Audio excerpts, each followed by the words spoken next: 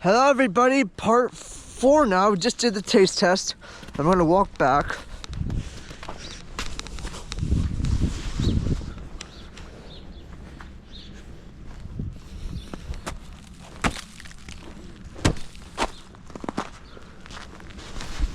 Okay guys, so that was a good drink. I really enjoyed that. That's really fun. That's the last energy drink I'm drinking for a while, because you know, I just don't really need energy drinks anymore. I got natural caffeine from Circle. I know Circle is cheap, it's like $3, $3.89 I think, plus tax. That's like $4. So it's like a little tad bit expensive, but like whatever. I wish stores, like if I opened a store, like I like how Westbrook Cinemas functions. They show you the price after tax, not before tax. So whatever you buy, that's the price you get. And like I want stores to be more transparent with their prices. Like literally, it's not that difficult to say, hey, this is gonna be a little more expensive because there's tax in it. Like, don't do the price before the tax. I guess tax is different with different items, but like just dictate, because like there's a set tax rate. I think in Connecticut it's like 6.3 or 6.35% tax. That's a big tax. Like New York, I know New York is crazy. Don't even get me started in New York. But there's tax everywhere, except for New Hampshire, Florida. New Mexico, I think, has no income tax. But there are taxes in food.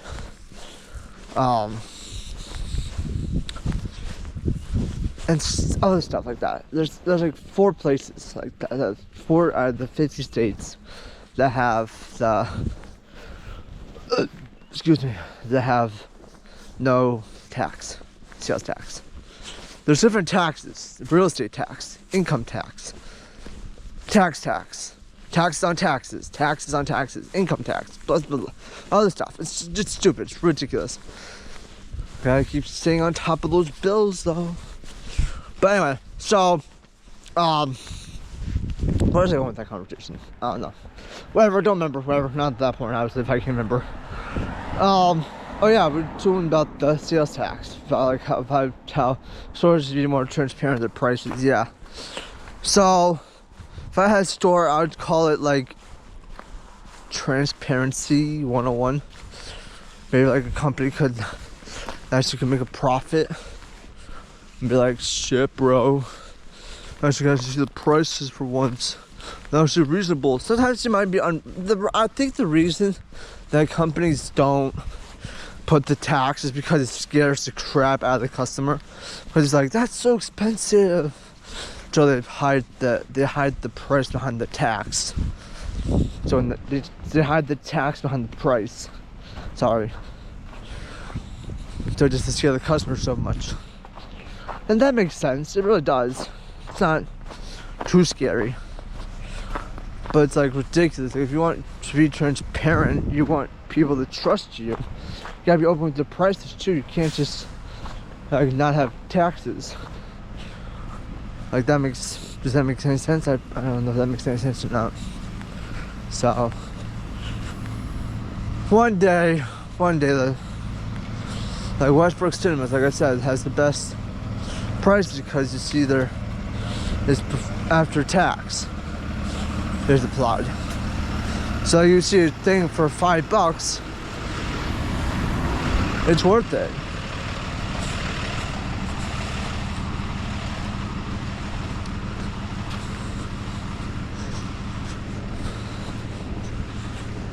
So I understand that, like, you want your customers to be happy with the prices you set, but like, also let me explain something. Where there is no sales tax, there's other tax.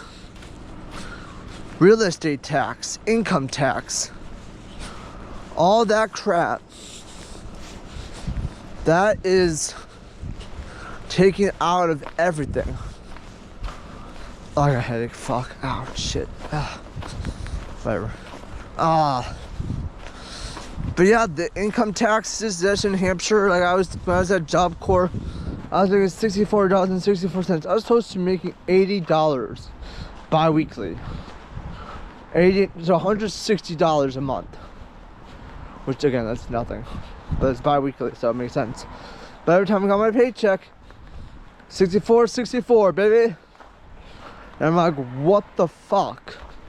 I thought there was no tax.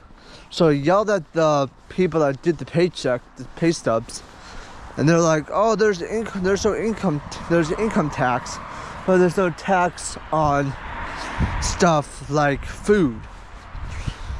I mean, there's tax on stuff like food, but nothing really, like electronics wise, there's really nothing. But you know what that means though? If there's no sales tax, that means the price has to be driven up by like 17% to make up for that tax. And that's ridiculous. Absolutely insane. So if you guys are going to New Hampshire, some of the stuff is really cheap. Like I saw a 40-inch TV for like $90. It's insanely cheap. But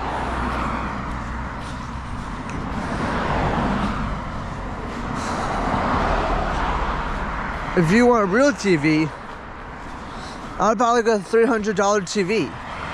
If you want quality, I don't really care. Like if I had $1 million and I could spend on anything I wanted for like 30 days, I'd buy like crazy shit. I'd buy all the Apple products I've ever wanted, buy like 3 of them,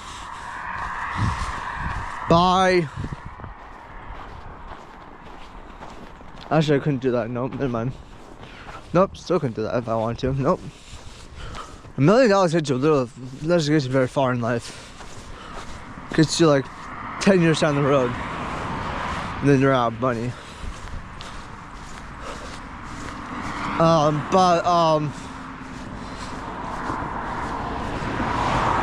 I had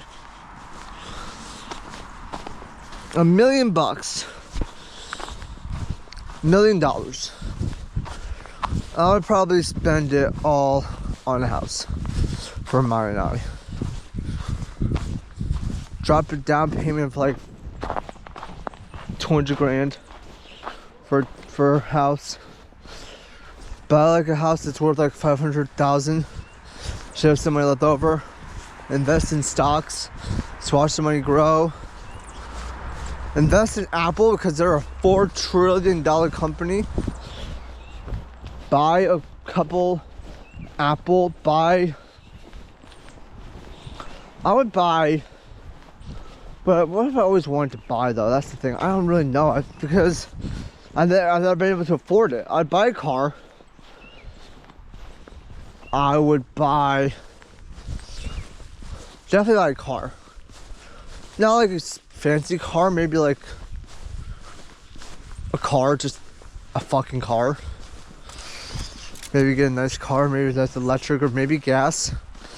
The hard thing about getting an electric car is finding the charging stations for a car that goes on electric, that runs on electric. Because there's not, as much as Elon Musk and all those people that try to make electric cars work. I'm not talking Elon Musk specifically, but like I'm just, when I think of electric cars, I think of Elon Musk. Don't judge me. But when I think of that, I think of why aren't like when at Danbury Fair Mall, at the Danbury Fair Mall, there's probably only 12 electric car chargers, and there's hundreds of millions, if not hundreds of millions of electric cars being built a day all over the world. Like, I bet you Great Britain has more electric cars than the United States of America. Just because they can. And it's not a competition, but I think Great Britain has more charging stations too. They have less space. more roads. It's not all spread out. Like, it's cool and all that, but like, is it worth getting an electric car for like the miles that you have to go to make sure that you have enough electricity in your car to get from point A to point B and from point B to point A again? Like, is it worth it? I don't think so. Electric needs to improve. Like, I get, but like, I think it's also those rare minerals, those rare precious stones, precious metals that like go into the iPhones, go into the Androids, go into the car batteries. Those have to get deposited somewhere, and those go to landfills. Then people wonder why there's so much garbage in the world, why it's all mixed up with the ocean, all that. Because we don't know what to do with our own garbage or how to safely get rid of it. It's a problem. It's not like that big of a deal. I just thought I'll bring that up. Cause like, I was looking when I was at Job Corps. I'll tell you another story from Job Corps and I'll leave you guys alone. When I was at Job Corps, I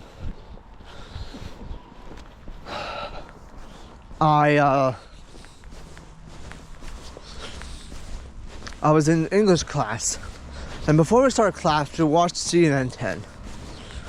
It's a news channel. It's a quick 10 minutes of your life, quick summary of whatever's going on. It's not that deep, but it's cool. I like it. It's fun, entertaining. It gets your mind off the current situation of going to work. It sucks. As much as work sucks, CNN 10 kind of got your mind off of it, and it was nice. And you guys know what happened? We're watching a story about the Great Pacific Garbage Patch. There's a literal fucking island of trash from all over the world. Well, apart from the US, because the current drags it from the Florida up the coast and drags it's the size of Texas.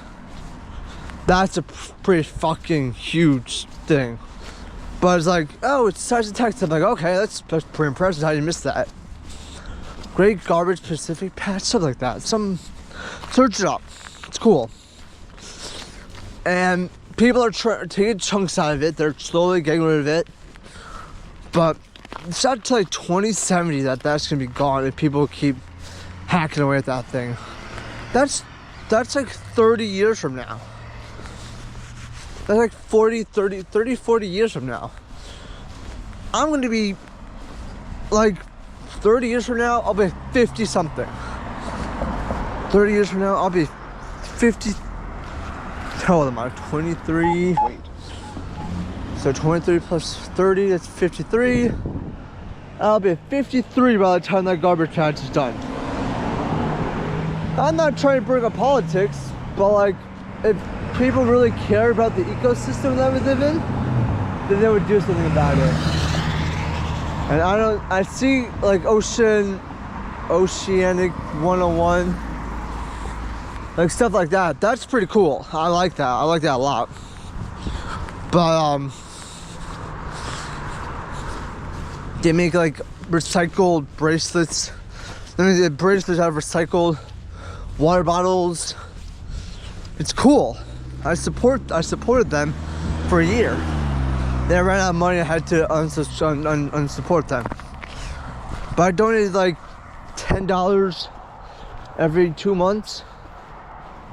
Again, this is a Job Corps, so I was making $64 every 2 weeks. So I had to pay my bills and keep my subscriptions up to date. Not fun. So that was when I was at Job Corps, but now I could probably support them a little bit more. I don't really do that. I'm gonna go for another walk. Crap, what time is it? Where's my phone? Oh. Okay. It is 10:22. And someone's texting me. Who texted me? Oh, Maya.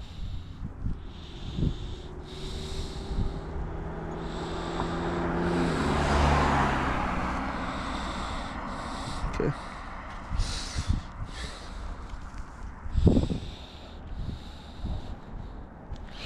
Okay. I will see you guys later. I'm gonna send this to Maya so she can do an edit. If she wants to listen to it, it's not really, I didn't really talk about much, so it's talking about stuff, but if you guys want to hear more stories about Job Corps, I got you.